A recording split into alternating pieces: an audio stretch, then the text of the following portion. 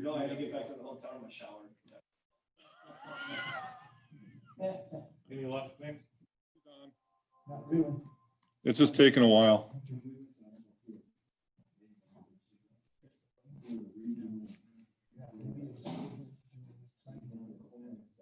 The thing is, we've got not the best wireless internet here, and so.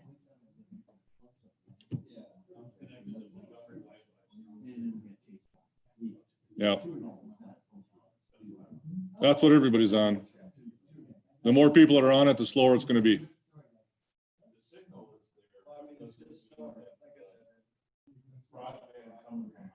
Yeah.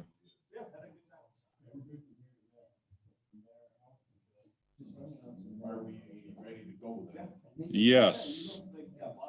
So just again, because we got some folks on remotely here, turn your microphones on, make sure the microphone is near as close to your face as you can get it without being obnoxious, and speak into it and speak clearly.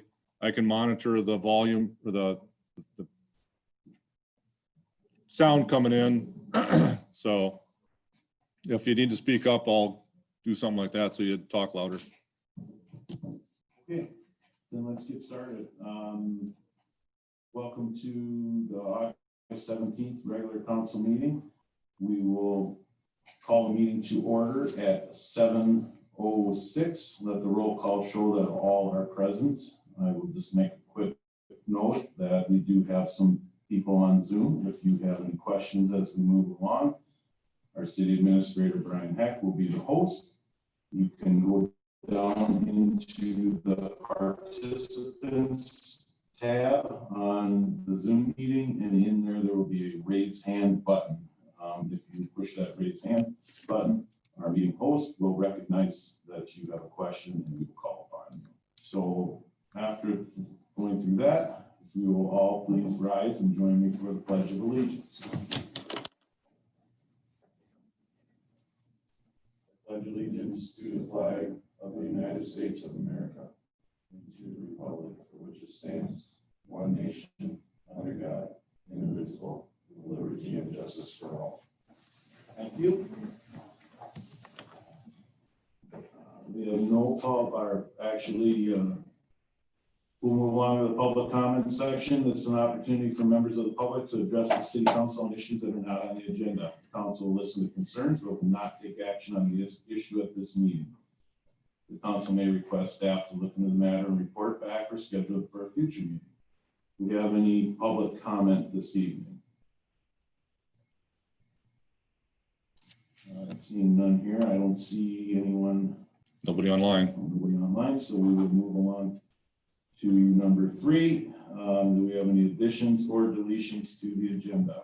We have no additions or changes to the agenda that has been prepared. I only have one correction, and I think I brought that up earlier. That would be administration under 7.1 under the street closing application. It is on the application of September 27th, but I believe it's meant to be August 27th. So we'll make that change right up front here now. I'll entertain a motion to adopt the agenda. I'll make a motion to adopt the agenda. Second. We have a first and a second. All those in favor signify by saying aye. Aye. Opposed, motion carries. No public hearings this evening, so we'll move along to the consent agenda. I'll read through that real quickly. 5.1, approval of minutes. 5.2, approval of claims in the amount of $422,831.44 and prepaid claims in the amount of $33,187.25 for a total of $456,018.65. 5.3, 2020 municipal maintenance agreement, the annual agreement with the Lee Sewer County to plow snow on county, state aid roads within the city. 5.4 is a resolution 39-2020 ordering change of location for general election due to the COVID-19 pandemic. And 5.5, accept resignation of Gary Harold, Montgomery Ambulance. Mayor, just a note on the claims, the reason for the large number that included the second to the last payment for the 2020 street project. So that was a big claim on that. Okay. Do we have any discussion on the consent agenda? I guess I have one question would be just a quick update of, I realize the location change, but maybe some other members of council do not at this time. Oh, yeah, so the recommendation of Patty, the election official, is to move the polling place from City Hall to the American Legion Hall. It provides better access and exiting, having a whole lot of problems. We anticipate a very large voter turnout and don't feel that our small facility can handle the number of people that are going to be coming and going. Any other questions regarding the consent agenda? Just a comment, if I could make one, Mr. Mayor, on 5.5, the resignation of Gary Harold from the Montgomery ambulance. I think probably if anyone here would know about what Gary does, it'd probably be Bob. And I don't know how many hours he's put in and weekends and this guy just gave, for 10 years almost, he just kind of gave, I think he put his whole life into this ambulance service here. Yeah, he put a lot of time in, a lot of weekends, a lot of evenings. He did a lot of our overnight shifts for us, stuff like that, where we're short staffed or daytime, you know, he'd float back and forth from his job and doing this. So he actually stayed here at the hall the majority of the time. So It'll be a big loss for them. Yeah. For the community. All Just right. wanted to point that out. I thank you that, and under the advisement of Councilmember McGuire, council recognizes and thanks Mr. Harold for his years of service with the Montgomery ambulance. Thank you, sir. Okay, any other discussion? All right, I will entertain a motion to accept the consent Yeah. agenda as presented. So Second. We have a first and a second. No further discussion. All those in favor signify by saying aye. Opposed, motion carries. We will move forward into reports and presentation. 6.1 of the fire department report. I see we have the chief here. Would you please come on up?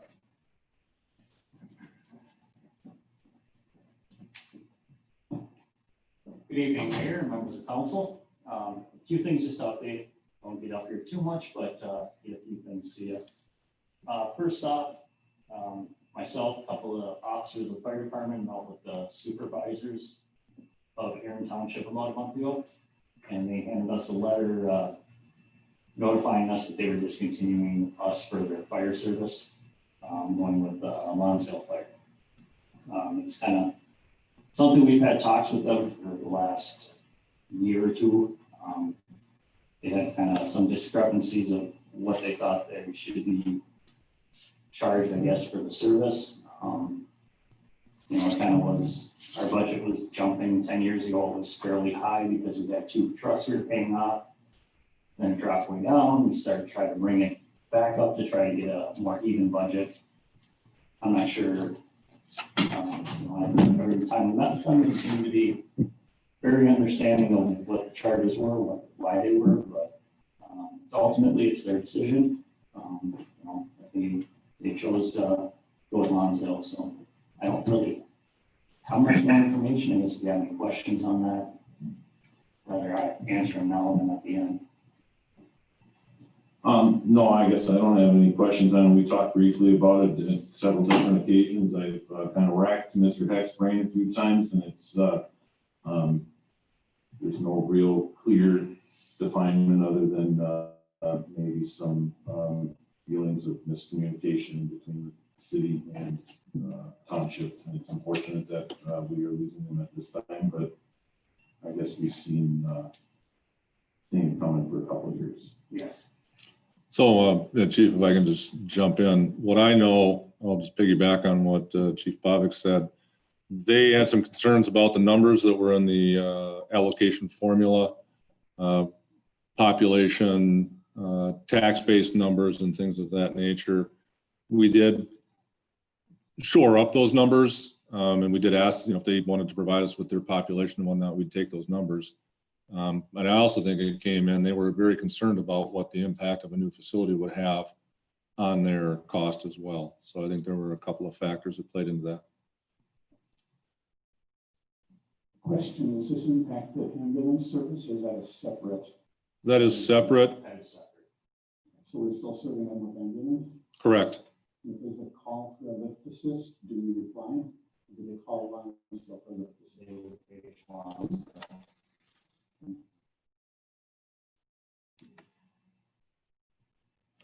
Anything else on that? All right. Is that, kind of said the last, a few times I'm up here first of the year normally with our, calls for the year. Generally, the fire department covers about 60 calls a year, comes out about 1 a week, and normally works out to have 3 on a weekend and then nothing for a week or two, or, even a month where we don't have anything. Just kind of saying that to put this in perspective, from July 27th to August 10th, a 2-week time period, we had 9 calls. And of those 9, 4 were medicals, had a fire alarm where we got canceled once we got on scene, car crash, vehicle fire, barn fire, and the fire on Main Street. We had some pretty big ones. We were fairly busy for a couple weeks there. And guys were getting pretty tired of putting hose back on the truck. We were a little too used to that. But kind of the big reason I did come up here was to have a little discussion and give you some updates on that fire on Main Street and kind of a little what we did that day and why for you and also for the public here. First off, on behalf of the fire department, we may not show up when we're on scenes, because we're doing a job, but we do have our sympathy for the people that have a loss in those fires. When we get on scenes, it's kind of becomes our job, but yeah, we feel bad for everything that people have lost. First concern when we show up to fires or anything is for personal safety or for lives. Once, we found out everybody's out of the building, we do kind of switch into another gear, saving property. As you can see, we work pretty hard at it, but it's also, we're not going to put firefighters at risk just to save property. This fire, the fire moved to the second building through the attic space. The best way to put out that fire is from the inside, which is going through the ceiling or multiple ceilings in this case, through insulation to get 12, 15 feet up to where the fire was.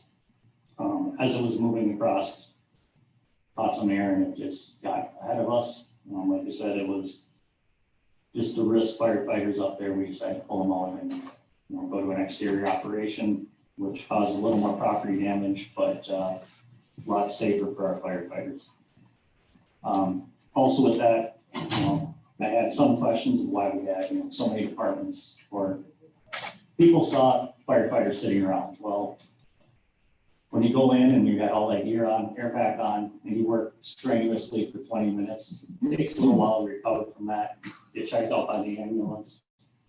If we have 4 or 5 firefighters inside, we have 4 or 5 that are packed up, ready to go as a backup team on the outside.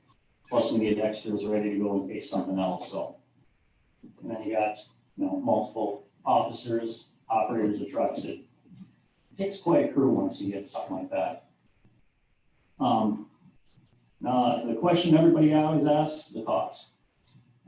Heard how many times, Tom, you got asked by Mr. Getzinger on your Mayor Monday about this. And you hear it all the time, they always say under investigation, you don't hear a cause. The biggest part of that is when a cause is actually officially put out, we have to be able to prove that cause in a court of law beyond a reasonable doubt. So we have to have all the evidence to back that cause. It's not something to find in the first 10 minutes when you're there. So that's always becomes a difficult thing. This fire, our state fire marshal did a great job working also with Sergeant Balder with our police department, and Eastern County Sheriff's Office helped some. They went through And it got to be, we could have dug through that building for hours and maybe find the one little piece of evidence we needed, or maybe not. Just the risk there wasn't really worth the reward. Right now, the fire is ruled undetermined.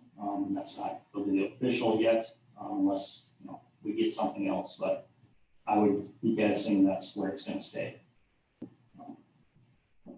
So, and then just one last thing I'd like to thank, all the city staff, street department, water department, ambulance, police department, all our mutual aid departments that came. Everybody worked really well together, made things as smooth as possible. And also like to thank, the people of town and the businesses. One thing I never had to do that day was go find food or water. We always had people bringing us stuff. It's just a great community effort. I don't know if anybody read in the messenger, I did have a little clip in the end. Right now, we currently have 24 firefighters. We have a roster that goes up to 30. Kind of looking at, a few more hands that day would have definitely helped. So if you don't have anybody, send them our way. Any questions? I'll just make one comment. I know there was some negative feedback at first when the city bought that ladder truck about why we need that ladder truck. The intent of that purchase was never to use it. Without that ladder truck, we would have lost more than what we lost. Yes. That is a case, a proven situation that has, that is why we have equipment like that. And so.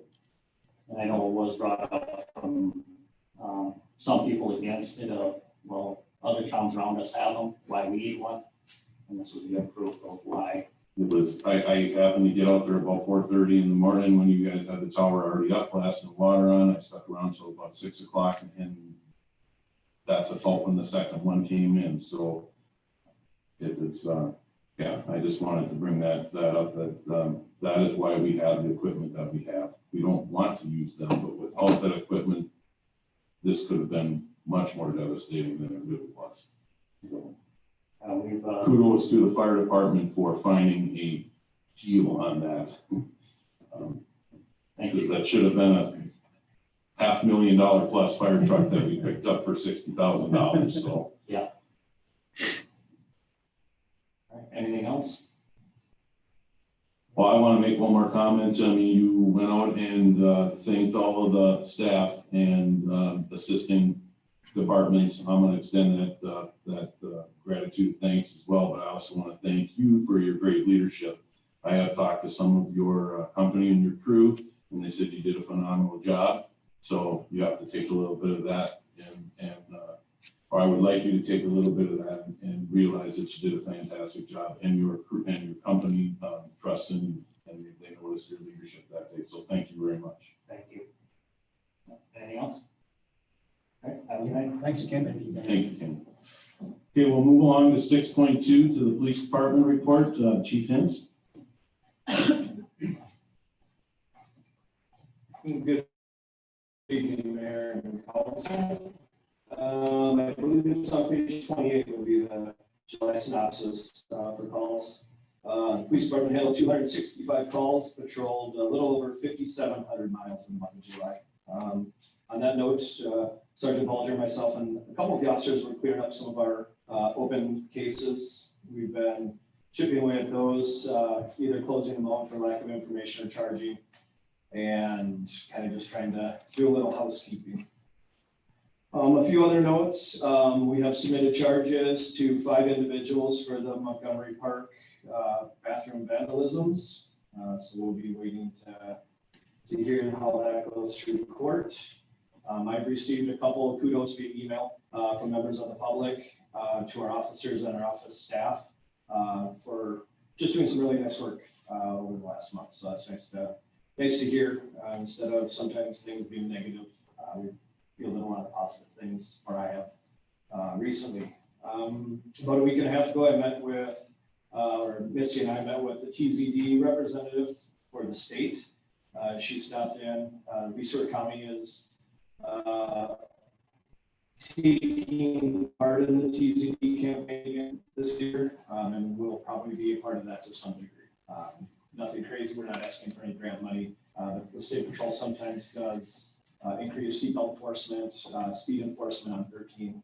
So I advise we'd be happy to assist with that for statistics. That's about it. It's been business as usual again. We had the fire on Main Street. So we feel bad for the business owners and that were affected. Again, kudos to the fire department and assisting fire agencies that responded, and then also for the Seward County Sheriff's Office to come in and assist with the investigation. But other than that, it's been business as usual. Any questions?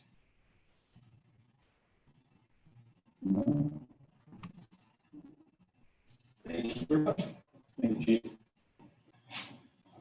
We'll move along to 6.3 Public Works Report. I see we have both Chris and Shane. Why don't we, we'll have Shane present his first if he has something. Working to unmute himself. Go ahead, Shane, unmute yourself.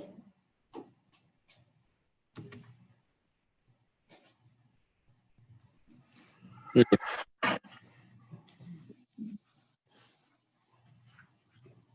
unmuted, Shane. Go ahead. Okay, I guess 109 2nd Street North, or it'd be northwest, is actually connected to the sewer, which was surprising. Me and Chris went out last week and dye tested it. Otherwise, we're getting ready to do the software exchange for the new for meter reading and changing from Banyan to I believe it's Beacon. That's the biggest stuff we got going on. Otherwise, it's basically business of like usual. Lots of locates, lots going on. Thank you. Any questions? Please. Thank you, Shane. Thank you. We'll move along then to Mr. Ramo. Good evening, Mayor and council members. Kind of give you a brief update. Welco project and Countryside project, the 2020 street project is completed. All we're waiting on right now is do a walkthrough with SCH, and then there's a little bit of turf establishment left for that. As some of you probably noticed, we did some work out there at the Semstone, or the lot north of Semstone. Took down a few more trees that were around the signs there, so you can actually see them now, and cleaned up some other stuff. It really looks great out there. Hopefully we can find somebody that will purchase that area soon. That should be good. Also been working on the Prairie Restoration area up in Northridge. Putting in a parking lot up there to have, hope to have it finished here this week, if not early next week. So you've kind of been seeing some work going on up there and that. Otherwise, basically business as normal. We did have garbage days pickup and stuff down at the city shop Saturday. That went very well. I believe we filled close to 3 trucks and 20-yard dumpster of scrap steel down there. So is there any questions?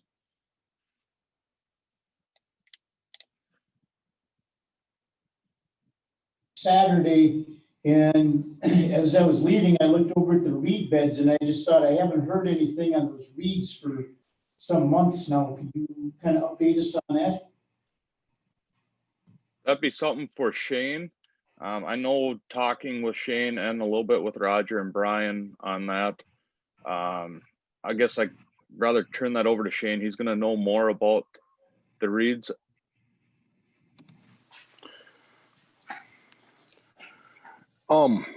They were going for a grant for the reed bed study. It didn't go through. Oh, one sec. Oh, I can hear you, okay. Shane. You're good. Okay, good. Otherwise, we plan on taking the reed beds out this fall and then killing them off with weed killer. That'll give us a fresh start, and I'm hoping the reeds don't come back this time. They seem to be pretty durable, but I think Roundup will kill them. And we're going to try ryegrass this time and see how that works. And I'm hoping later on sometime the U of M will be able to do their study on the native reeds, but I don't know if it'll ever happen. Another front, New Prague is bringing us sludge again. They should be finishing up this week is what I was told, but we'll see.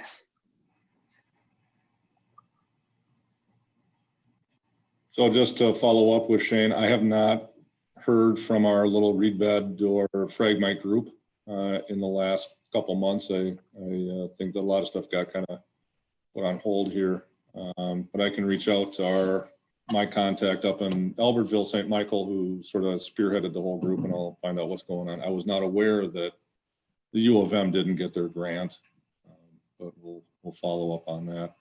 And what Shane had mentioned, 109 2nd Street Northwest, it's the blue house up here. We were told years ago that the sewer line got disconnected because it ran through another resident, and somebody wanted to begin to rehabilitate the house. And so Shane and Chris did a dye test, and I don't know how it's connected, but it is connected to the sewer main somehow. So that house is back online. So.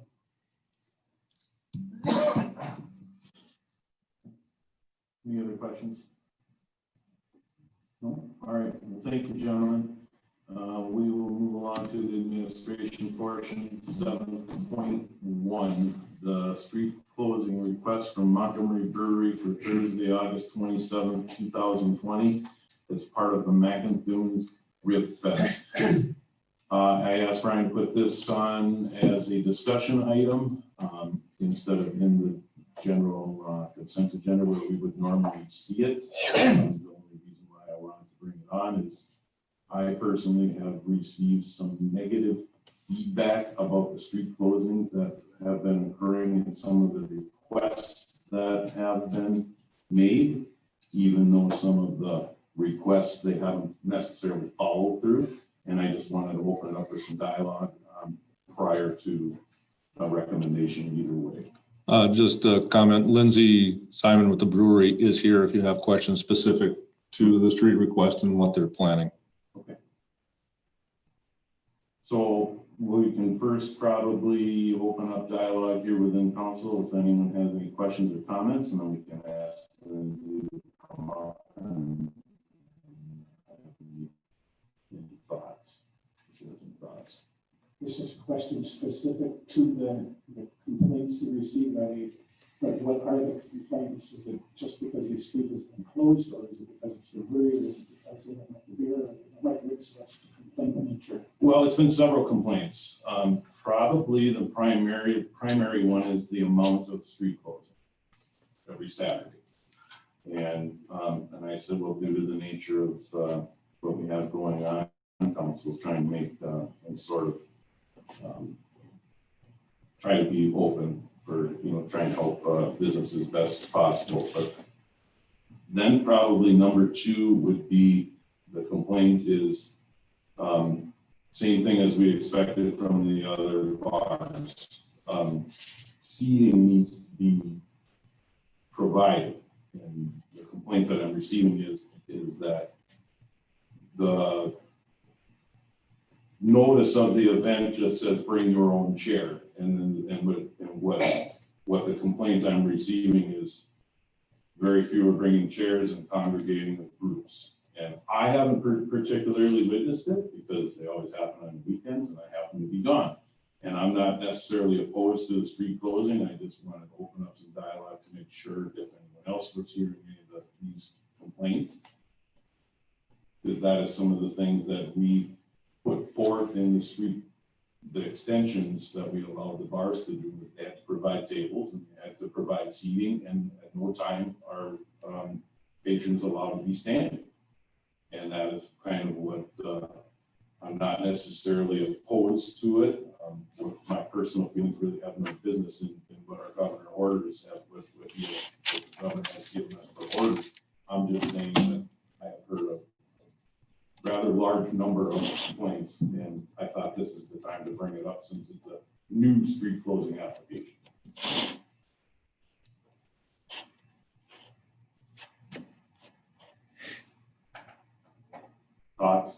Well, I think your concerns are warranted, you know, and I was at a street closing here not too long ago at the brewery. I brought my own chair and I, you know, kind of set it up. It was raining and I set it up under a little tent because it was a good dry spot. But it kind of goes against the grain as far as what we had requested of all of our other establishments. We had certain rules and they had spacing, had to be a certain distance. And I think for the most part, most of them have complied with that. Although I know I drove by the Rustic Farmer the other day and there was a whole big group of people standing, talking where, you know, the tables were all spaced out right, but there was nobody sitting at the tables, you know, they were all standing there talking. And I thought, well, that's not quite the way it's supposed to work here. And you know, I think we've been pretty good as far as trying to accommodate all these establishments. We've done, you know, our part. Are we getting the return on that? I don't know if we really are. Rules probably aren't being followed like they're supposed to.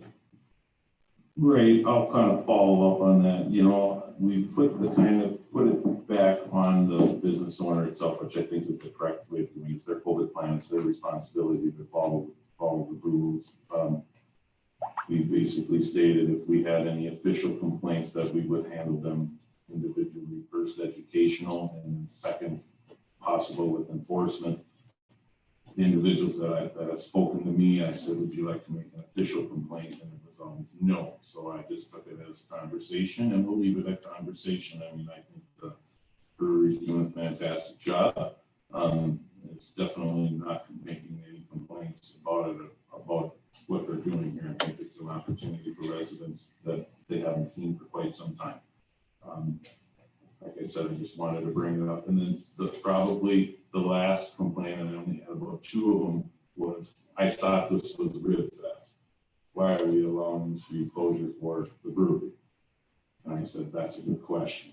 So if it's something that's being partnered with the brewery, that's understandable. I just trying to bring this dialogue up on. This isn't an easy conversation because it looks like I'm being negative about it. I'm very open both ways. I just wanted to bring up what was brought up to me. If we don't have, I mean, if the general consensus of the council is to move forward and allow with the street closing, so be it. That's fine. I just wanted to, like I said, bring the dialogue open that there is that perception out there that the city is maybe being a little too open with one establishment and not with the others. And I got a little feedback from some of the other staff, from a couple establishments about it as well. So I just want to put all that out there. Sure. Is there a way you could provide the seating and the proper spacing that would make this more in compliance with the governor's plan, or?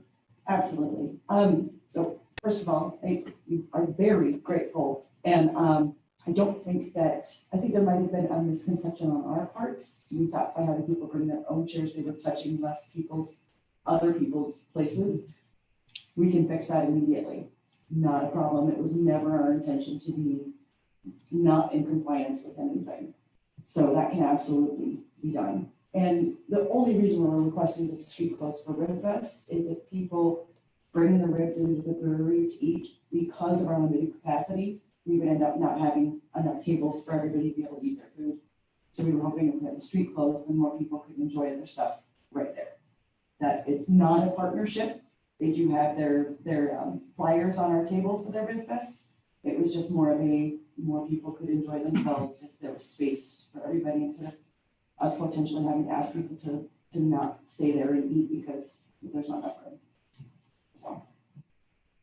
I can fully agree with the chair thing. Like I said, my personal feelings on it is I think you're probably doing your diligence, and that's probably less sanitation efforts required by staff.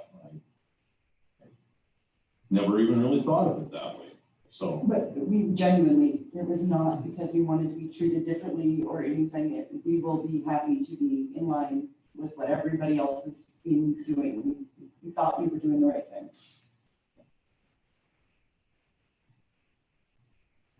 any other questions for Lindsay? Another question, just a comment, we happened to be there a couple of Saturdays ago, and there were a few people standing and talking, but they were all couples, and I knew that all but one of them were married couples standing talking to each other, separated by at least 6 to 8 feet from any other couples. I didn't see any issues while I was there on the premises, so people cut on break to get take their food and go down to Western Farm just as well. You sit out in the street, so I'm fully in favor of granting the street closing for this event, but others. I do actually have one final comment. I apologize. We have seen issues and we, to the best of our ability, we address them anytime we see it, that we always have staff that are out there working. And if we're seeing, guys, I'm not trying to be rude, but we need you to split up. To the best of our ability, we do try to do everything we can to be in compliance and help people monitor the best they can. So, And I think that's very fair, and I thank you for that, because that's kind of, it seems this appears to be a little different because you can be physically seen a little more, but I don't feel the need for the city to monitor what you have going on. We don't do that for any other establishment. It appears to be a little different since it's out in the public setting. And that may be some of the reason for some of that. And I wouldn't necessarily say there were complaints, more comments. correct. And we're very happy, like you said, for sex education. We're happy to learn that, okay, people are thinking that we're not doing things right. What can we do to make sure it's more obvious that we are? Question for Lindsay. So, and I thought of it the Saturday I was there. Are there ever any issues with the apartments? Because they're the only people that are really directly impacted. Are there any issues there? I've not heard of it myself. I'll be honest, not that I've heard of, that doesn't mean that there isn't. They do have a parking lot behind them, so they have plenty of parking. And most of the time when the band starts playing, quite a few of them bring their chairs out onto their front lawn and sit out there and enjoy it. But that doesn't mean that everybody does. We just have not ever heard of complaints.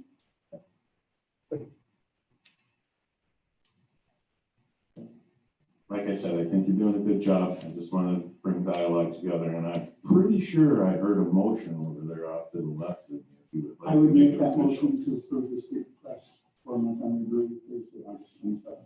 Second. The first and the second. Any further discussion? All those in favor signify by saying aye. Opposed? Motion carries. Joy. And Brian, you'll make that correction on that application then for. Yep. Great, thank you. 7.2, request by Montgomery Historical Society to reserve a portion of the old Parva Shots building. Members of the council, I was approached by Dale Rulin last week, and the Historical Society has a request where they would like to see, and it's pictured here in your agenda, that corner, and I'm not sure how far back they want it to extend, but when the debris is removed from that site in the next week or so, we have about 2 more weeks to go. Is that about a week to go? Yeah. When that's removed, they would like to see that front portion of the wall remain. The Historical Society said that they would cap it appropriately, and they want to put a little plaque on it that says a little history of the building, that kind of thing. Couple of things to consider. One, what would happen? We still don't know what's going to happen with the Chronic Plumbing and Heating building. We also don't know what's going to happen with the last building on the block there as well. So if there's a redevelopment of that site, what's going to happen to that little memorial wall? Second of all, it's really not the city's, it's not city's property. The city will be going to court on Wednesday, I believe, to get an order to clean up the rest of that mess. But it's still owned by Mr. Taraba. And I don't think the city, and Tim can comment on this because we chatted a little bit this morning about it. I don't know whether or not the city council has the authority to say that little chunk of wall can stay if the owner of the property doesn't want it to stay. I also don't know, and I haven't had a chance to talk with Mr. Block, but there might be some concern about just that little segment of wall standing and whether that could be a potential hazard or a nuisance or anything like that. So there's a few questions out there. Again, it was a request that was made by the Historical Society. And Tim, if you want to toss your 2 cents in, feel free. Yes, well, I understand, and I think it's laudable that they want to keep part of that building there. The fact is, it is Mr. Taraba's property, and he gets to do with it what he wants, unless it's been designated as a historical site, and then you can only do certain things with the building.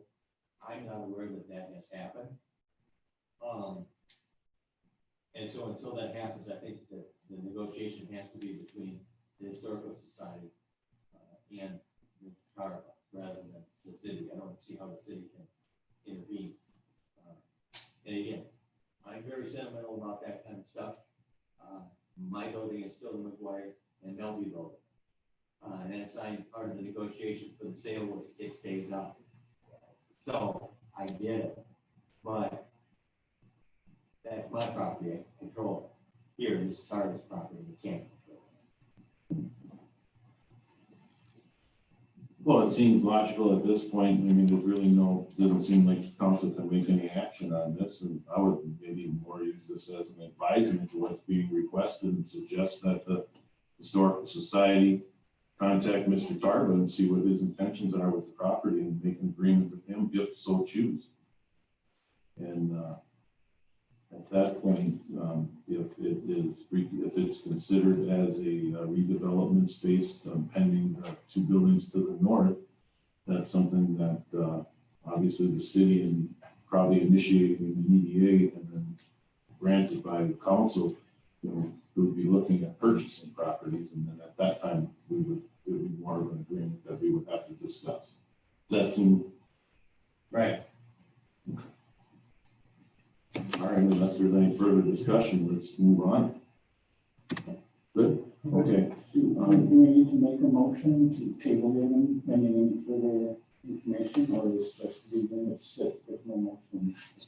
I don't think you have to table anything. I think if it becomes an issue that the council needs to address, then we bring it back. But I don't see that happening unless and until the city somehow ends up with possession of the property. And if there's an agreement between the parties that that wall would remain in some way, shape, or form. So. Sometimes, Brian, in these cases, would it be a consensus of the council to meet with Mr. Taraba and leave it at that? Well, I think. And in the past, had a consensus. Yeah, I think my understanding is that, basically just have the Historical Society talk to Taraba. If we are awarded the right to go on the property and remove everything and take everything off of there, then there may be some discussion, but I don't know. At that point, if there was extra cost associated with saving that portion of it, then that would have to probably be an agreement that's made with the administration.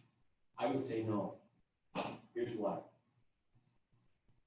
If the city goes in there on the order of the court to take down the building and leaves part of it up on his property, then the city could be sued for negligence if anyone gets hurt as a result. If the city goes in on its order to clear the property, the city's gonna have to clear the property. The only way this works is if Mr. Taraba is willing to discuss the matter with the Historical Society and they together approach the city. If they together approach the city, well, then I think that would be something the city really could make a decision at that time. But otherwise, if the city's in there, you cannot take action that would be negligent or not fully compliant with the intent of the state statute and city code, which is to get all hazardous buildings down and off that property and to the proper landfill. That answer your question? Yeah. Okay, we will pass that one, move along to 7.3. This is the request to advertise and hire a part-time administrative assistant in the administration department. And I believe Brian gave us a brief update of his thoughts on this at our budget work session.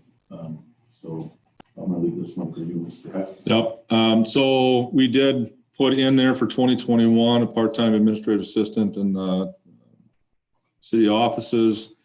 As was discussed at the work session, Patty and Christina are pretty overwhelmed with work. They're coming in on the weekends or taking work home, and we're still not keeping up with all the basic day-to-day stuff that we have to keep up with. In talking with both Patty and Christina, they're, I'm not going to say begging, but they're really encouraging to see if we can't get this position in before the end of the year. The stress level is getting a little too much to handle, and I'd hate to be the only one in the office. So I'm asking council. So do we. I'm asking council to authorize the position to be posted, and hopefully we can recruit and hire someone before the end of the year. We do anticipate that a lot of our time, at least this year, since March, both my time and Patty's time has been messing around with this whole COVID issue. So we'll see some administrative savings when we do some money to do some transfers to cover our time. The balance of the year for this position is estimated about $6,300 for the balance of the year. Okay, I'll just make a couple comments if you're done. I am done. I, as stated in the budget work session, I'm not opposed to this at all. I know the workload has increased and continues to increase. As our city grows, obviously, so does the workload. And this goes beyond just the part-time administrative assistant. I mean, we have Brian doing roles that he maybe normally wouldn't have to do because of just somebody has to get it done, and Leah as well. We have business development opportunities within the community, and we're going to see an increased need for help overall at some point. So I'm not opposed to the part-time administrative assistant. I know that from personal conversations with especially Patty, it's wearing, and so I would be supportive of this. Any further, is there any more discussion? I have a question. In the memorandum, you're listing it as 30 hours per week for the balance of this year. Will it then be 30 hours a week beginning the first of next year as well? That's what we have it budgeted as. Yep. And then going into next year and even part of this year, because the person would be managing and helping with utility billing and things like that, a certain portion of that part-time would be paid for out of the utilities as well. And hopefully they'll be able to do some work on maintaining some of our communication stuff, the Facebook, the website, our cable station. So then again, some of that time goes into the communications piece.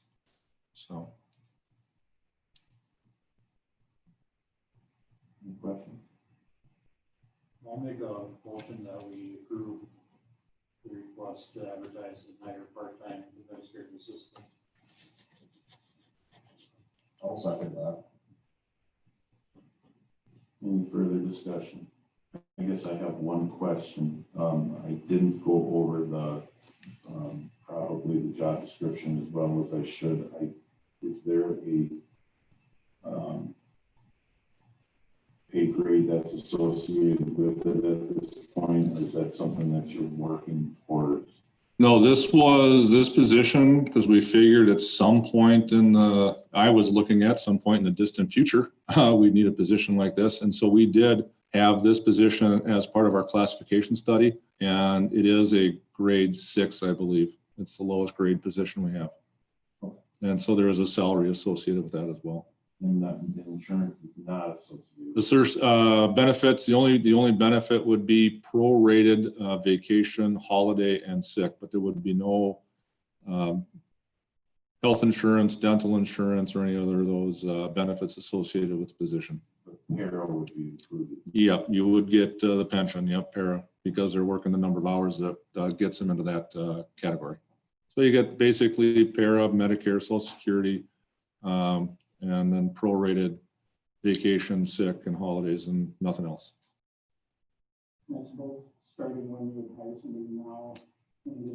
Or if it were to be weighted until January, it would be the same thing. A part-time position doesn't get to the threshold of health, dental, short-term, long-term disability. So when we look at our 2021 budget, is this, I'm just guessing, $20,000 to $25,000 expenditure? It would be about about 25 to 30,000 spread amongst water, sewer, stormwater administration, and communications.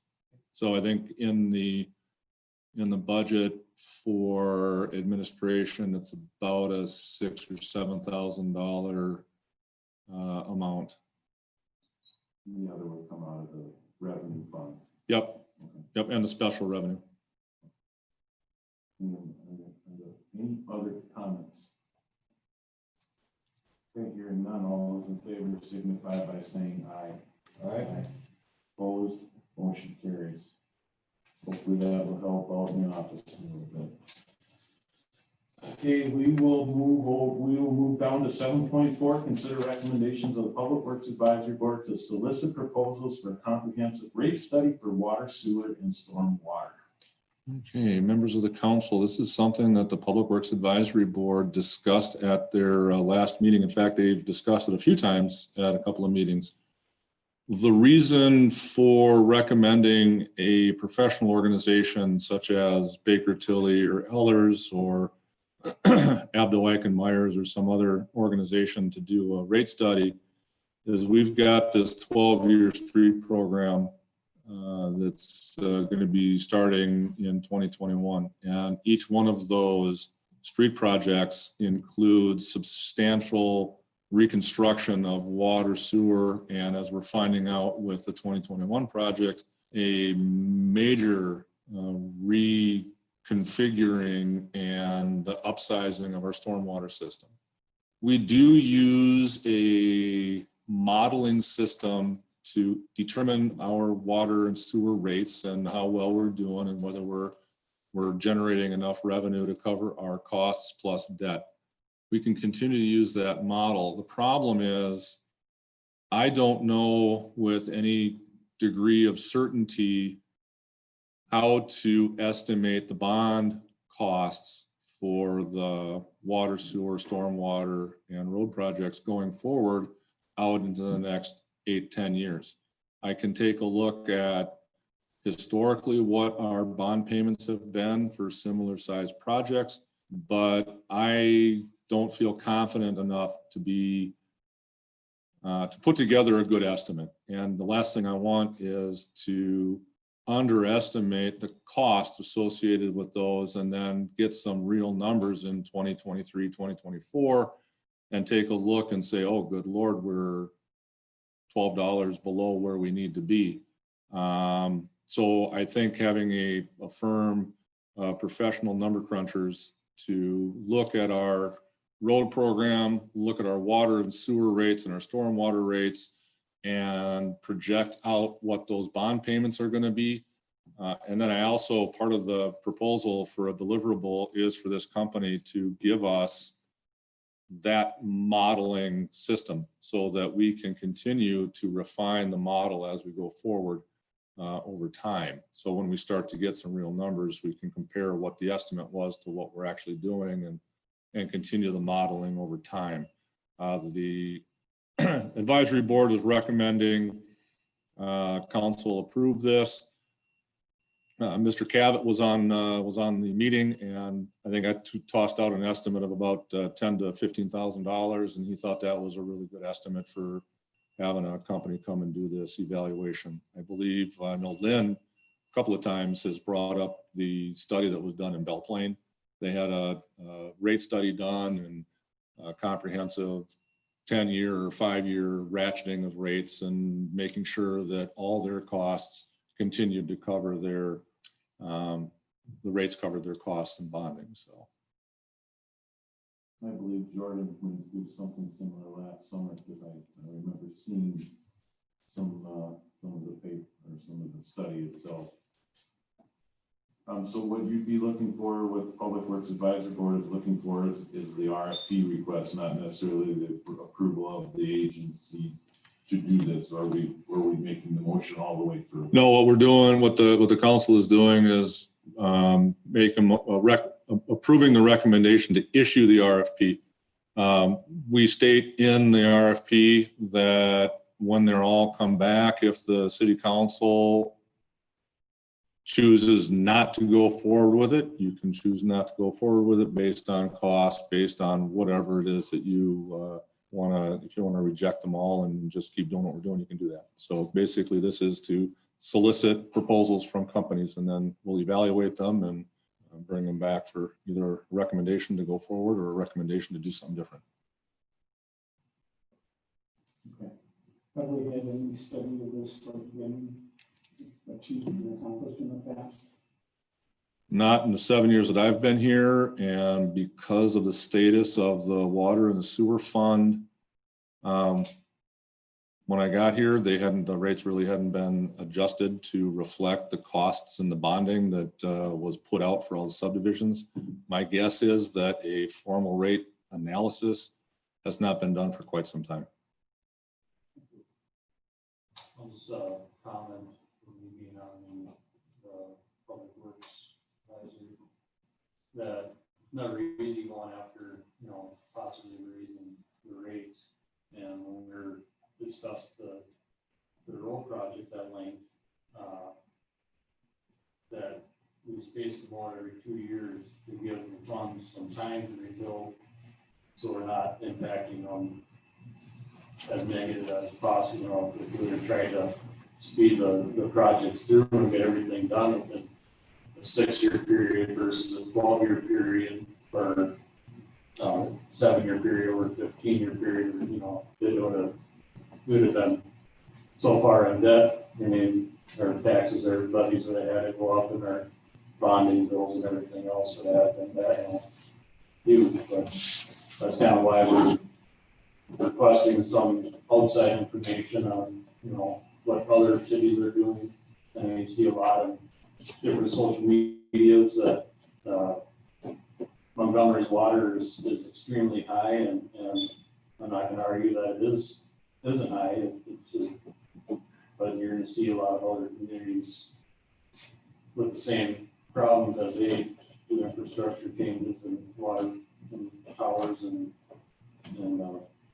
different plants and stuff. So it's fine to just an info on the decision that the Public Works is coming up with this plan. So Water rate increases never are a good positive thing, and if you've been paying attention to social media in the last 2 weeks, you'll certainly see there's been a lot of negative conversation. But I think part of that is understanding where the money goes to. And I think as we get through this RFP and as Public Works Advisory Board looks at rate increases, which I happen to work with Nick on the Public Works Advisory Board for some time, and with Bob on there for some time, and it's rather complex. It's not just, well, let's raise it. Lots of time goes into it, trying to use the model that we were thinking was relatively conservative, and it's done real well. And so I think if he's not 100% confident that using that model is the way to go, I think we need to look into it to make sure. I don't want to go back to the way we were. I don't want to go back to funds being so far in the red that they were darn near bankrupt. We have to keep moving forward with things here within the community, and if it means raising the rates to get these projects completed, that's what we have to do. Like I said, it doesn't ever seem to go over well, but I'm sure we've all had that uncomfortable conversation of water rates. And I probably said too much, and I'm gonna get in trouble for it. Who's gonna start lighting up here? Yeah. I'll make a Yeah, motion. well, I think, Can we have, Tim has a comment, yeah. Mick may remember, back in the 90s, we had a street project / storm water project that went from the school east. Yeah. And we did not do this. We had the then engineering company, which is not SEH. We had the then engineering company. They said the storm sewer that we needed, this is all we needed. We'll be fine. And so they put in the storm sewer from the track out to the east side of town. And the moment that pipe was laid, the engineer went, I guess we didn't do that right, because it wasn't nearly big enough. And that's what's been used ever since, is on that piping. So getting someone in here to figure out what we need to have it done properly is much cheaper and more efficient than putting it in and having the engineer standing there going, I guess we should have done it different after all the money's been spent. You remember that? Oh, yeah. Still there? Any other comment? I'll make a motion that the city advertise for bids for an RFP for a comprehensive study for public works rates. I'll second. All those in favor signify by saying aye. All right, Opposed, motion carries. All right, 7.5, consider recommendation of the Public Works Advisory Board to amend and update the 12-year street improvement program. all right, members of the council, this is, should be a pretty easy one. Basically, the recommendation is from the Public Works Advisory is to flip the current 2023 project, which is on the northwest area. It's west of 4th Street, north of Vine, and south of Lexington, or north of Spruce and south of Lexington. With the 2025 project, which is the northeast area, that's basically everything north of Boulevard and west of 5th Street. The reason for their recommendation to do this is that in 2023, state of Minnesota is going to be reconstructing in some way, shape, or form Highway 13 from Milwaukee Boulevard on the south up to just past North Welco Drive, which is basically the subway. And that's going to happen in 2023. That area to the west may be used as a detour route whilst the street is all tore up. And in the city engineer and Chris and I were looking at that going, well, it's probably not a good idea to have 13 all ripped up and that whole western piece to the west of 13 all ripped up all at the same time. We might get good bids because maybe the same company would do it. But we didn't think that that was a good idea for the area down there. The added factor is, as I mentioned earlier on the 2021 project, there's a lot of stormwater concerns and issues up there. And they're going to be upsizing some pipes and they're going to be sort of stubbing them out on 2nd Street so that they can run a big pipe down 2nd Street to connect the boulevard. That way it'll get rid of a bunch of jogs and turns that go down 1st Street and everywhere else. Letting that sit for another 4 years before that is corrected doesn't make sense either. So this will resolve the stormwater issue and it'll also not create so much chaos during the state highway construction project. So the recommendation is to approve this change. And we did get the maps updated, by the way, on the website. So if you want to see what the full program looks like, those maps are now on the website. So this moves it up a year, back a year. This will move the 2025 project up 2 years, and it'll move back the 2023 project. So it flips them. Yep. So the northwest area will be 2025 and northeast area will be 2023.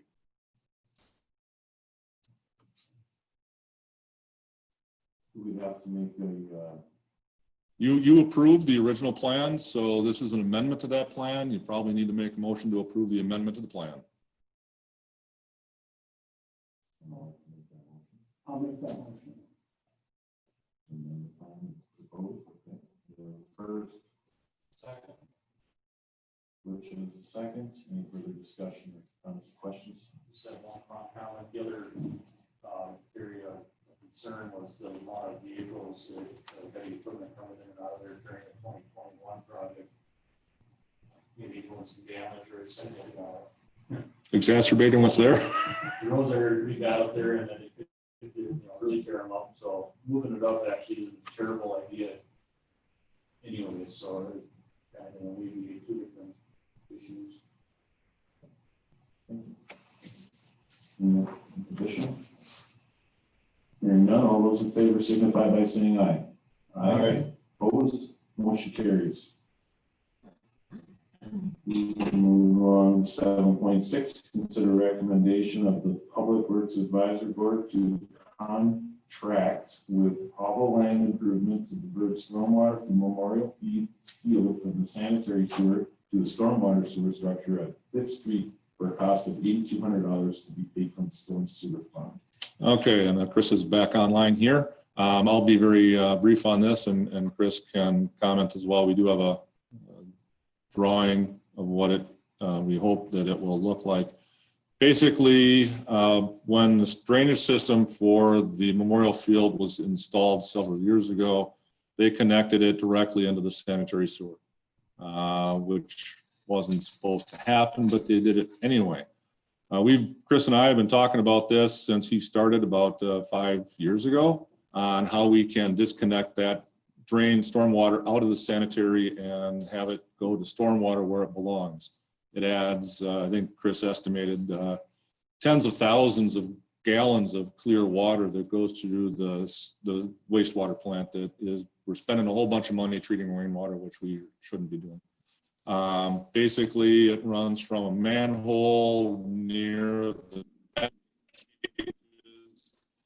and then they'll trench a line all the way to a stormwater depression pond outlet for the Fifth Street project near Fifth Street. So Chris, you want to add anything? I think you basically covered it there, Brian. So basically there's a storm structure where it's taking all the tile water out of the baseball field there. We pump it up from there into sanitary sewer. So we'll be disconnecting that, and we would like to go with Hobble Improvements, Land Improvement. They're going to be doing a tile plow through that to put it in. So they will be a lot cheaper than our price that we got from Zelli Excavating, which would have just open cut everything there. So we can get enough fall out of it, and Hobble was actually the one that put the drain tile in baseball field, so he knows exactly what he needs to hook up to and everything else there. So it'll be a good thing to get out of there. Any questions on that?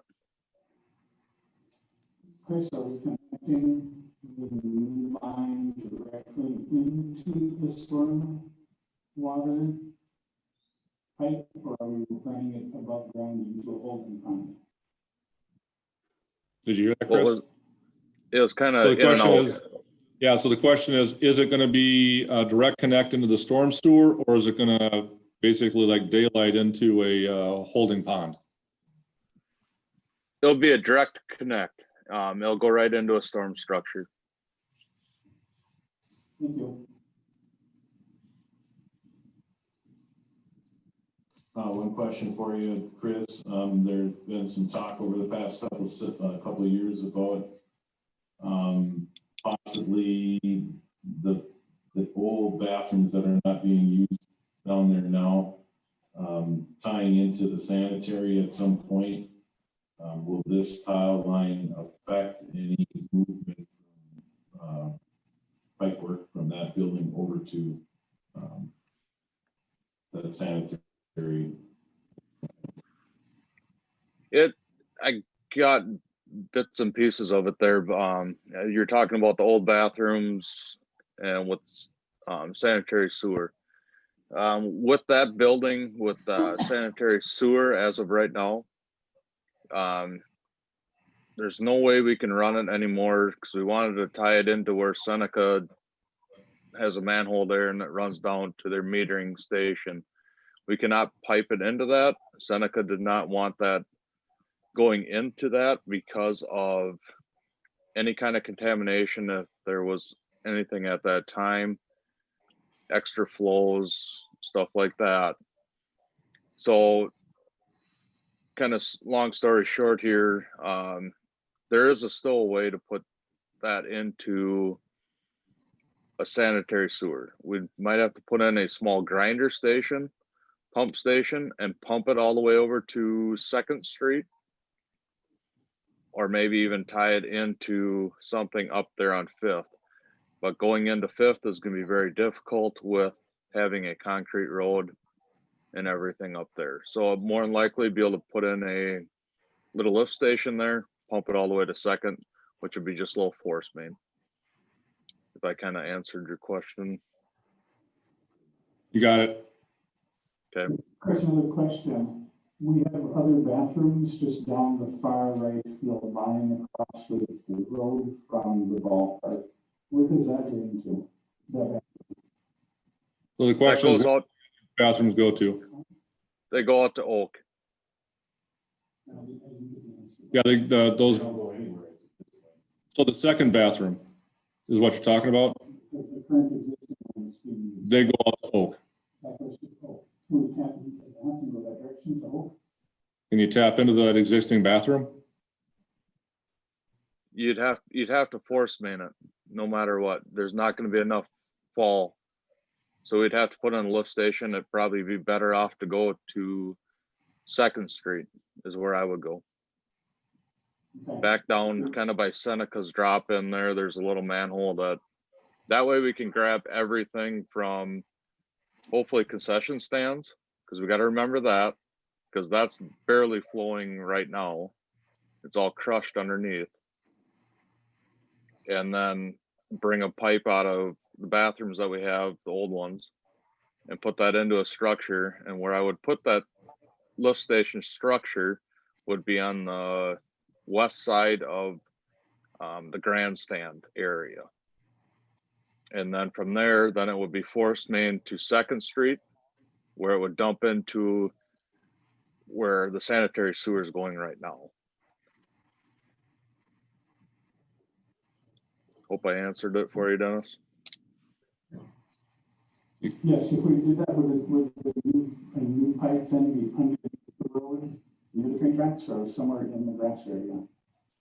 Or is that yet to be determined?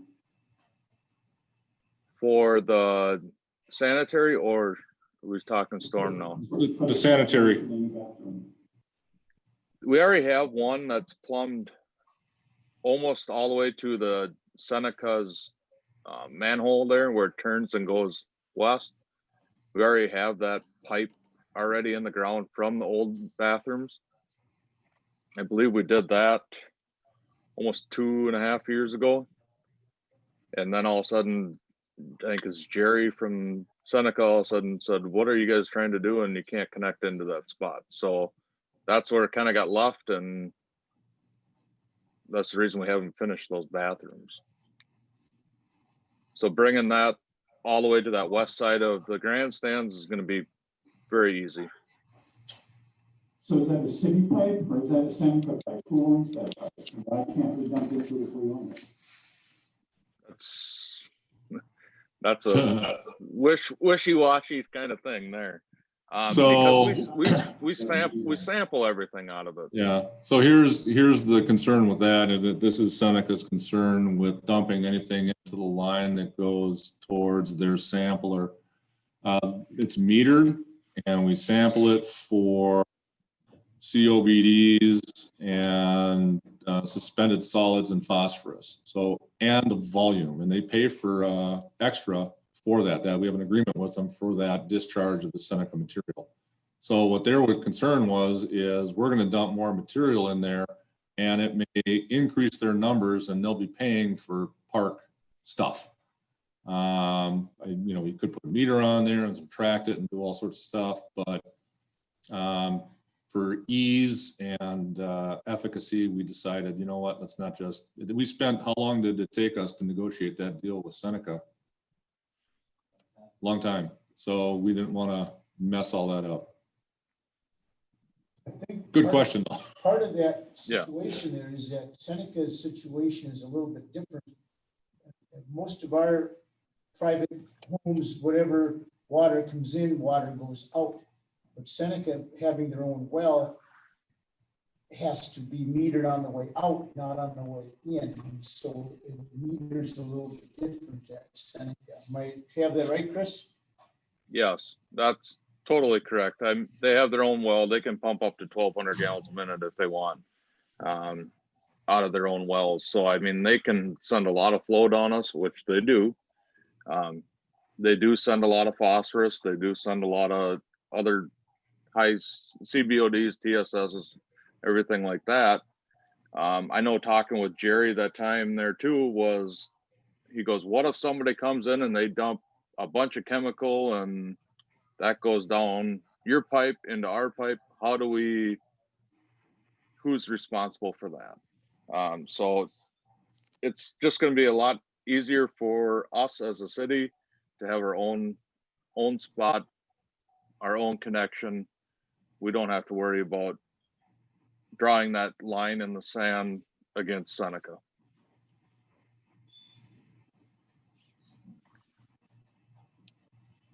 Any other questions? We kind of jumped off topic a little bit, thanks to me, but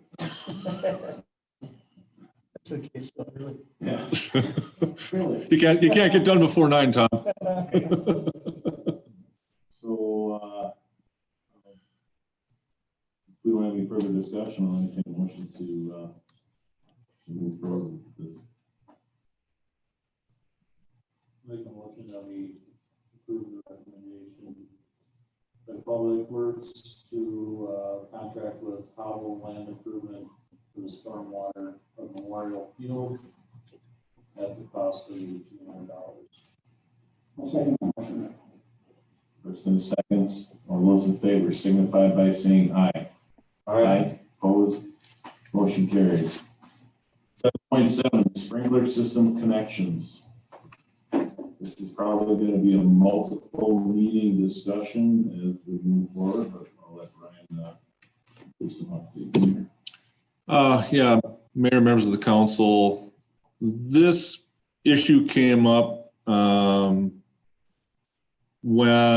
two things brought this issue up. One, Palmer Bus is remodeling their facility over on 4th Street, and they're in the process of trying to get a 22,800 square foot bus storage garage. Both have to be sprinkled. And then we've had the ongoing discussion with Julie Buffano on the expansion of the rustic farmer and the requirement and the need to have a sprinkler system installed in that building as well.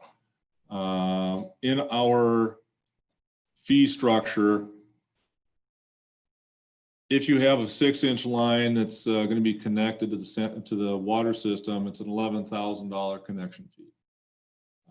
In both of these cases, the buildings already have a water connection fee for their potable water. This would be an additional connection dedicated specifically for fire suppression systems. And we I had the discussion with the guy who's going to be doing the underground work for Palmer Bus on their sprinkler system. And then again, of course, we have had the discussion with Julie. And so then we brought it to the Public Works Advisory Board to discuss, does it make sense? And is it the right thing to do to require an $11,000 connection fee for a business that's trying to or required to install health and safety equipment, which would be a sprinkler system? And as we saw 2 weeks ago, sprinkler system would have had a much different, that situation would have had a much different outcome if there was a sprinkler system. So I think what we're looking at is what the advisory board talked about was, should there be that $11,000 charge for that? The consensus of the board at the advisory board was probably if they're already connected to the water system, requiring them to pay an additional $11,000 to connect to the water system for a dedicated sprinkler line may result in businesses not wanting to go forward with a renovation project because of the cost. They're already going to have a substantial cost in tearing up the street, restoring the street, and then connecting to the water system, and the cost of putting in a sprinkler system to begin with. So I did talk with a couple of other cities.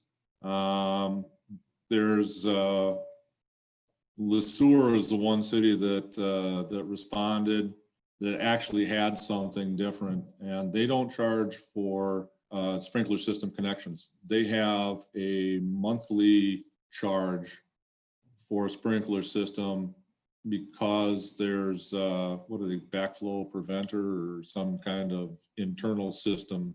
Double check. Yep, check valve that has to be maintained. And then I think I talked with Tom a little bit about what Edina does, and I think he said they have an annual fee for people with sprinkler systems, basically to make sure that those check valves are inspected and in place and all that kind of stuff. The consensus of the advisory board, and Butch, you can certainly give your thoughts, was not to charge a fee to connect.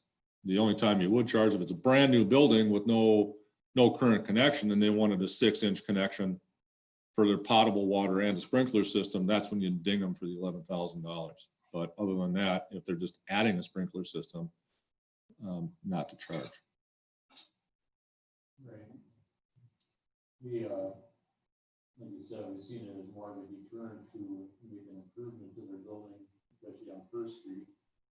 And so we just kind of pushed it onto us, pushed it on myself, I guess, but yeah, I think it's gonna definitely take some discussion on our end to try to come up with some sort of a plan.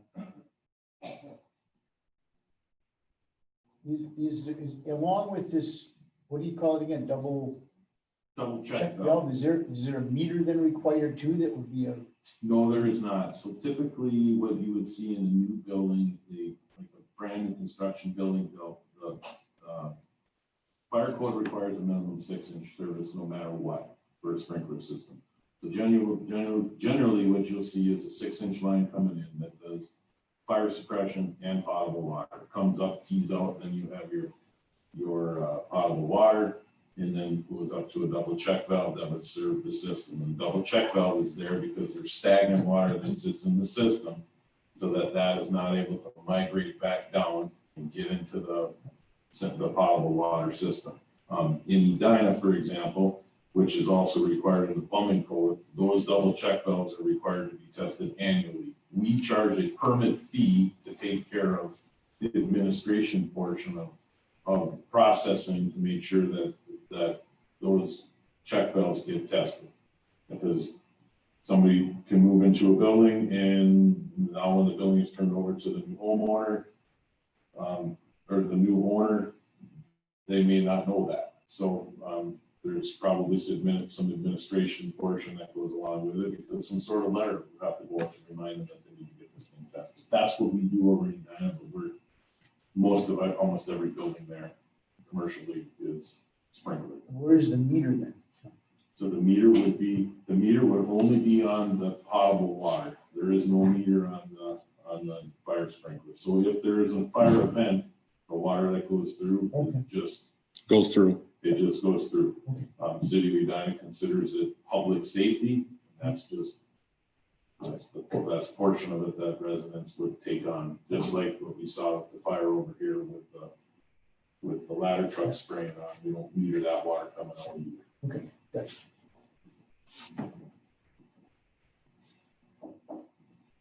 I like this, this thought or this whole process is Public Works. I did chime in on their meeting. I was on my drive up north, so I was able to chime in briefly, but it will help building owners if they're required to put it in.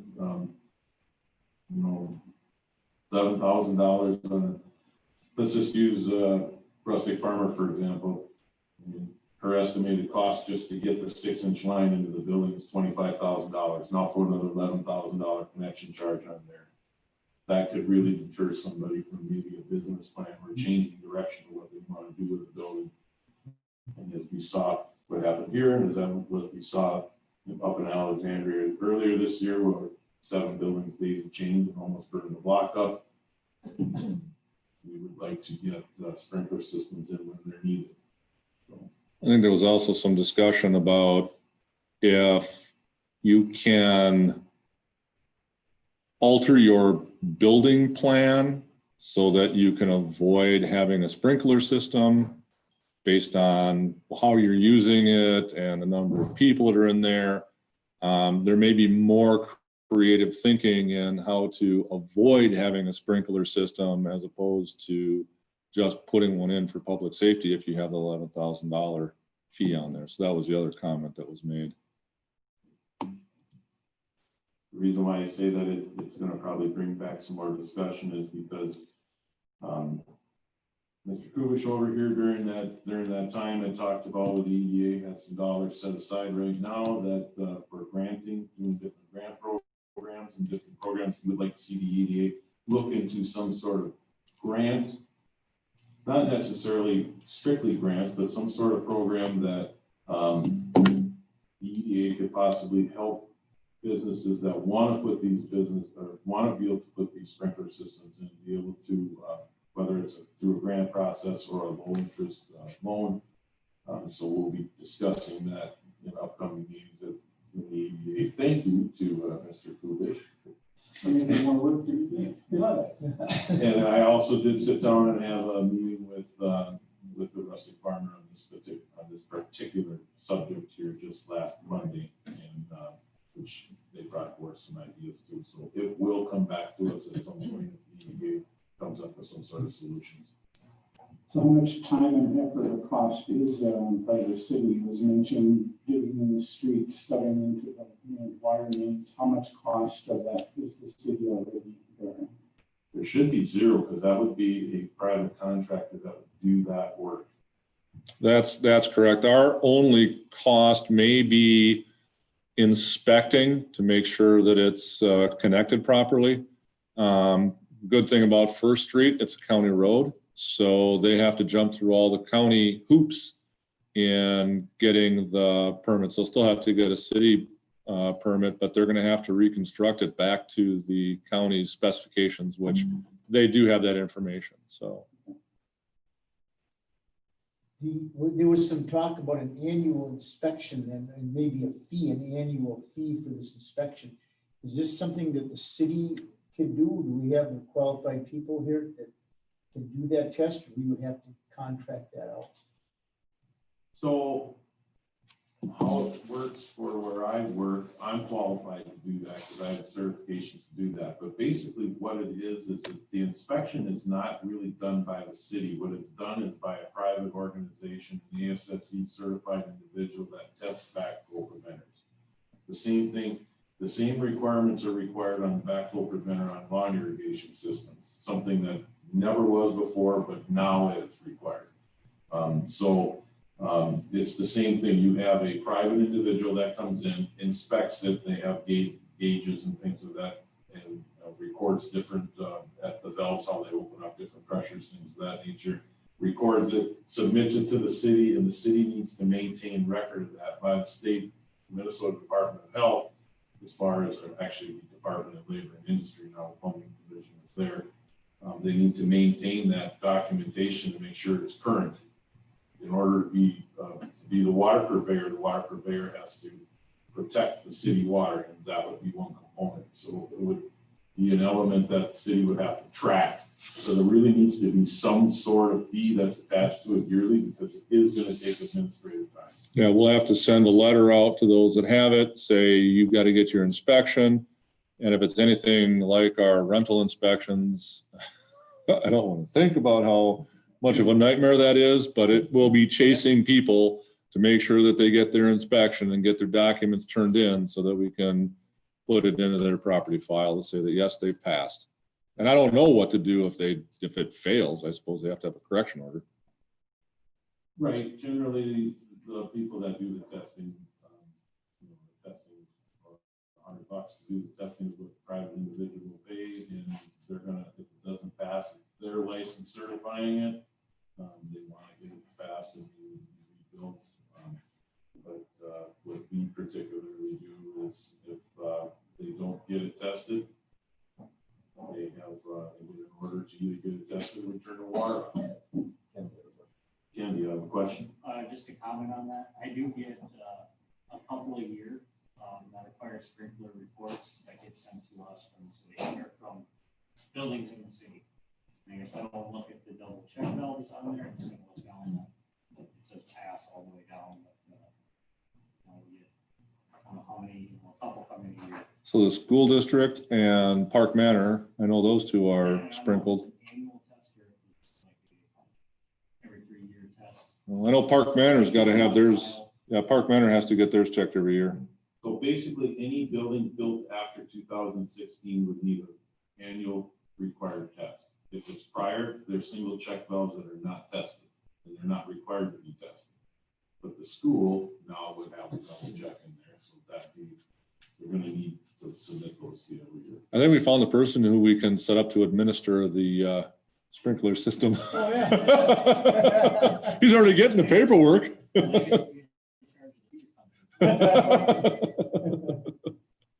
Yeah, I don't expect to see a lot of them here, but those that are here should be at least covering administrative costs. Because I send the letters out where I'm at, and once a week I get on the spreadsheet and send the letters out, and you can spend some serious hours on the phone trying to get people that building a switched hand and they just don't understand it. So you spend some time. So is there a recommendation needed to send it back to Public Works? No, I think the recommendation came from Public Works to the council not to assess a fee for a sprinkler system connection when they already have potable water connection in these cases. As far as creating the fee schedule, et cetera. For annual inspections and things of that nature, no, that has not, that was sort of, I think, going to be back to the Public Works Advisory. This came because we've got 2 buildings that are going to be looking at putting in sprinkler systems, and we needed something from council that said, no, there is not a connection fee in those situations. Are these fees set by ordinance or by Resolution, What's our timeline as far as I think. approving, and is there, a work session, or, I'm sure that Palmer Bus and they need to get moving on their project, and, So I've already communicated with the contractor at Palmer Bus that there's not going to be a connection fee for their situation.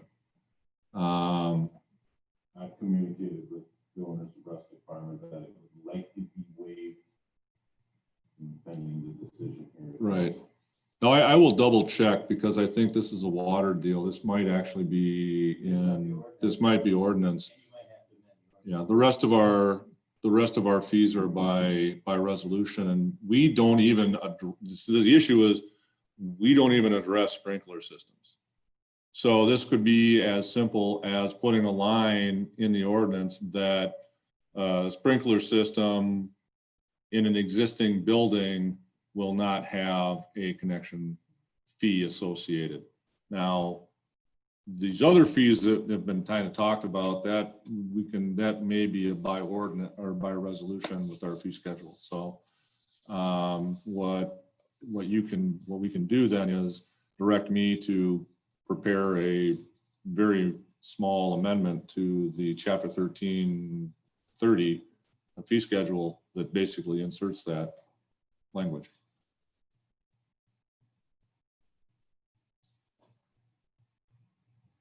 If that's what we need to do to make it, That's what you have to do, because if it's an ordinance, we're covered.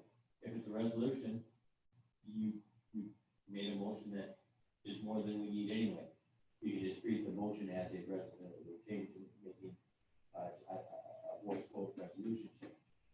But we need to have it so we can do something like this. I don't know. Yeah, I'll bring back a very minor change to the chapter 1330. You don't really need anything. Don't need anything at this point.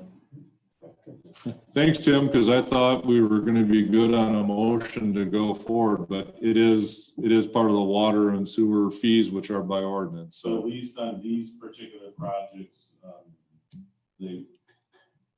that would be an assumption that we're all in agreement, so we're gonna waive it here. I mean, with the general consensus, the general consensus would be, we'd be looking at waiving it. I am. We're considering a reduction. Oh. I'm not sure I want to give everything away for free. Actually, that's kind of funny that you said that, because I believe I told that to Mr. Heck right after the meeting. I said, there's nothing like Montgomery giving away this market. Goes back to my first question. How much cost is there to the city? The cost is still, we get nothing in return. We're getting nothing in return. So again, there really isn't a cost to the city. We'd collected on the permit fee for, the inspections and whatnot are covered under the permit fee when they get their permit to put in the system. I personally look at it, I'm not gonna try and convince you otherwise, Dennis. I personally look at it this way. If somebody's interested in doing a building and the deterrent is whether they can afford to put the sprinkler system or not, and we end up getting the tax revenue with the building moving forward, I would prefer to waive the fee than have the project not happen. That's kind of how I look at it. And I also look at it as a public safety standpoint.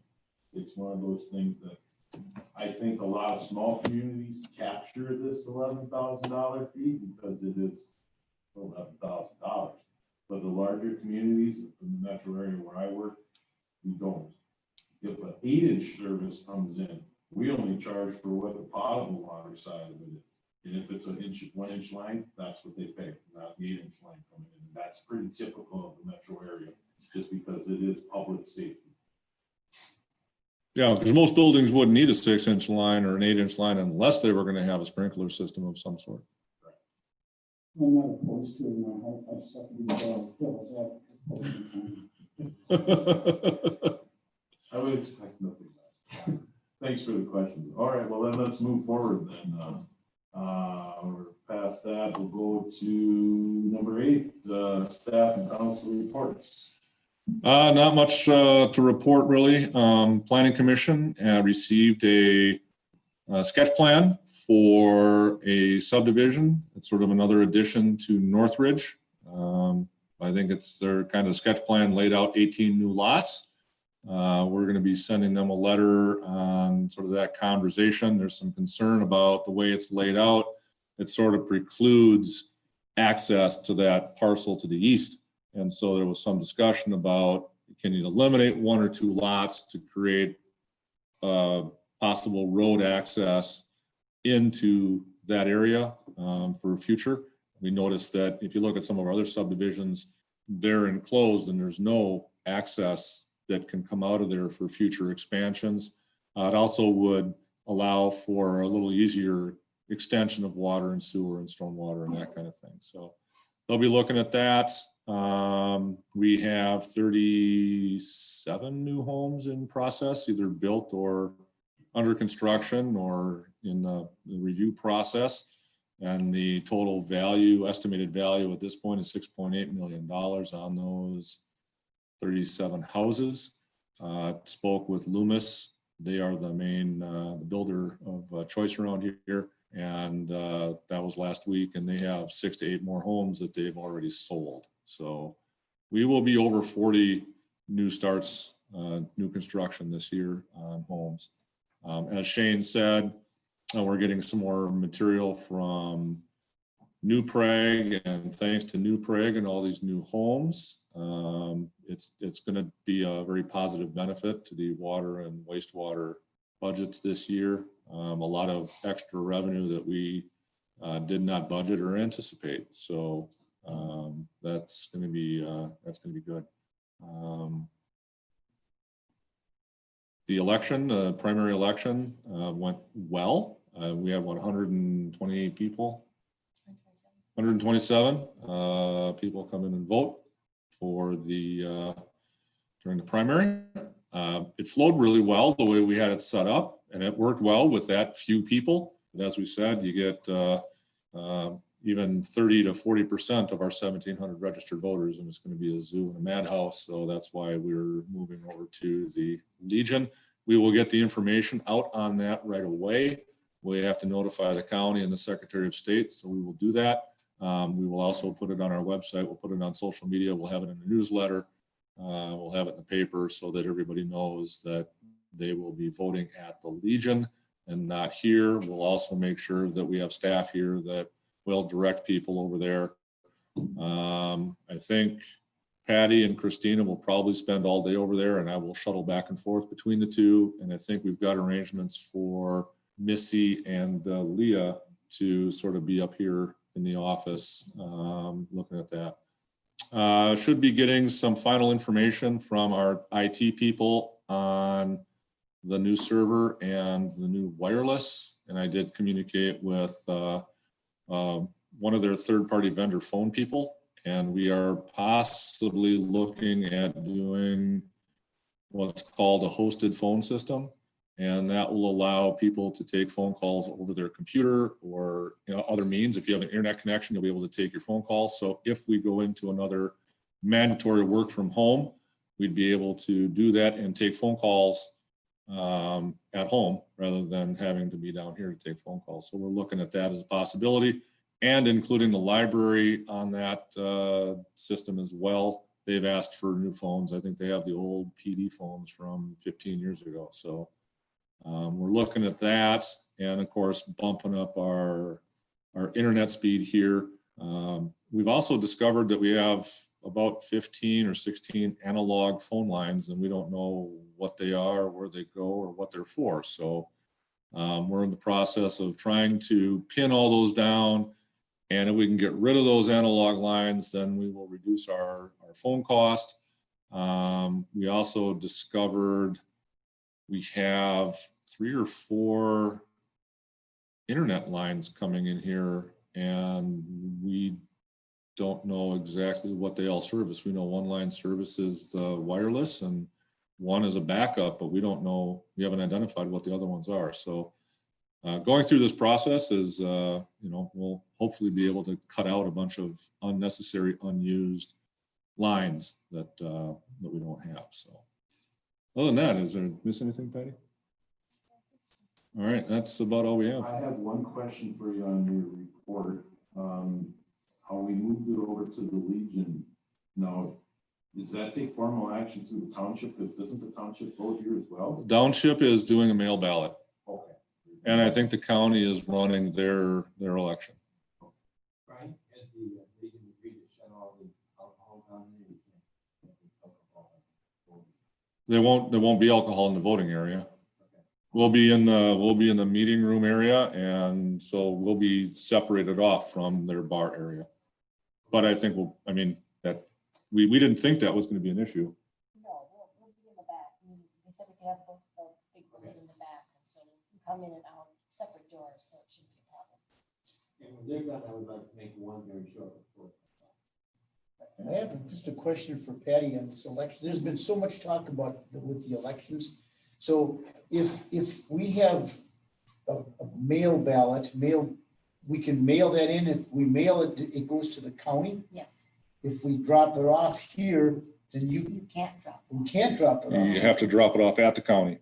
Oh, You I can take it to thought the maybe you county could- or you can mail it. You cannot drop it off. here. Okay, that's because there's been all this talk about mails and dropping. Yeah. them. So only at the county, not here. Right. There are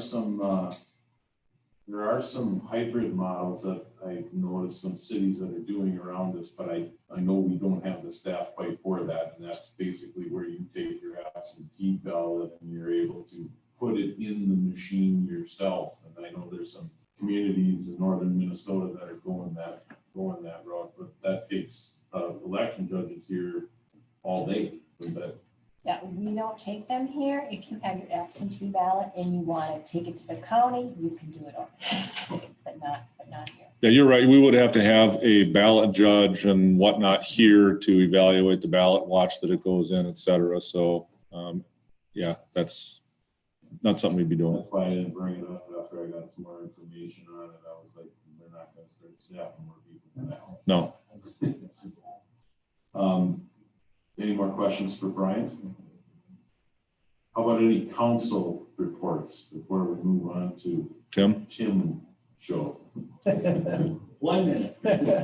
He's good. He said 1 minute today and it was less than a minute. Anything from council? No council reports, Tim, you wanna? I know that the council has people calling it and being upset about things like public nuisances and telling you to stop it. But I'm getting people who are contacting me that I know from outside the community who are telling me that this town is looking better than they've ever seen it look. And they wonder what we're doing. And I've had people from in town who look both ways and say, keep it up. So I know you're getting yelled at on the telephone, but remember who it is that's calling and yelling at you. It's the people who are doing it. The people who are not doing it want this enforced as briskly as it has to. So don't let them back you up. That's all. This is the last item. For that's one thing that actually surprisingly it's kind of gone the other way this time, this year for me. And we're starting to see a cleanup, and I'm not going to mention the business, but it's just like on 13. It's starting to make some huge improvements, and people are starting to like what they see. So the changing the nuisance ordinance, all the time we spent in it last year that seemed really ridiculous trying to get those words down right has made a big step forward. So I appreciate, Mr. Mayor, that you thought my work was ridiculous. Resident survey deadline is passed. We are going to start putting that together, and hopefully by the end of September, we'll have something for council to take a look at, something for the community to look at. okay, we'll do the mayor's report, and I didn't really have anything until now. So I just want to thank all the staff and council here for the great year that we've had in these weird times with COVID-19. Everything's been difficult, and we've adapted and moved forward, and we're able to be successful and continue to do the good work. And also thank you to staff that continue to always show us of their dedication for the city. So I thank them for that. It's been very busy. I expect the remainder of the year to be a bit busy, and the next year as well. I mean, these are some very, as Mick and I have had many conversations, these are some very exciting times for Montgomery. Some of the best times we've seen in decades. So just keep up the hard work, and I thank everybody for that. And that's all I have. Motion to adjourn. We have a first, we have a second. Any further discussion? Hearing none, all those in favor signify by saying aye. Aye. Opposed?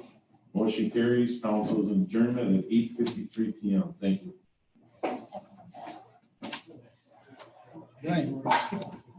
Who seconded the motion? Butch. This is the Butch and Dennis show today. Are you opposed to taking money out of my pocket.